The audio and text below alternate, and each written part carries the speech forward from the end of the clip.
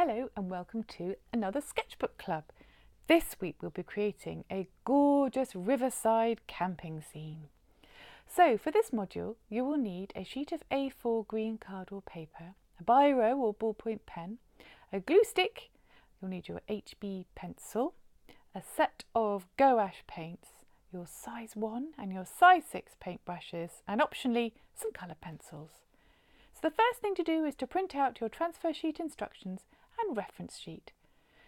Then you're going to place your river transfer on top of your green card with the river facing up. Then take your biro or ballpoint pen and draw over the river lines as hard as you possibly can. The deeper the grooves, the easier it will be to use these indentations as your tear guide. Once the lines of the river have been etched into the paper, start tearing slowly and carefully. It's worth it as the torn edges look so much more effective than if you've cut them with scissors. Once you've finished tearing, it's time to stick your two green pieces down. Cover the back of each piece thoroughly with a glue stick and stick each green piece down separately, making sure the river is the same shape as on the transfer sheet. Now it's time to draw in your tents, caravans and trees. You might like to transfer some of the trickier images as per the instructions. I transferred the lovely vintage camper van, for example. Next, looking carefully at the reference sheets, draw in all your tents and campfires and trees.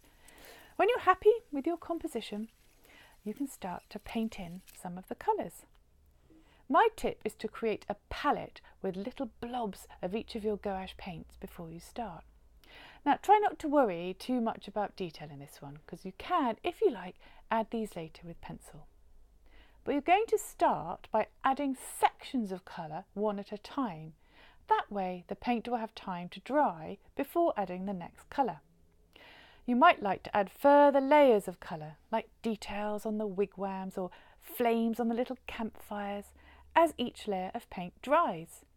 For the trees, I'd really recommend having a really good look at the reference, because they're not all green and there are some gorgeous stylised shapes of trees to copy on there too. Now when working with gouache, make sure to add a little water so the paint is a bit like double cream. It'll be much easier to apply that way. Another tip is to add a little bit of white to some of the colours. This will make them stand out much more on the green background. Keep adding your paint in layers until you're happy with your composition. It really is a get lost in the process one, this one, and fiddling and adding to it is relaxing and rewarding, and it will look better and better the more you add. All the details really make it. When it's dry, you can carefully rub out all of your pencil markings. Finally, if you like, you can start to add coloured pencil details. Looking at the reference, there are some lovely ideas for patterns on trees. White pencil works really well on the dark colours. I made my tall green trees have white stripes. And don't forget to add lots of little watery wavy lines using a sharp blue pencil along your white river. It's really fun to do, and actually it's incredibly effective, a bit like the icing on the cake. So what a gorgeous summer camping scene masterpiece.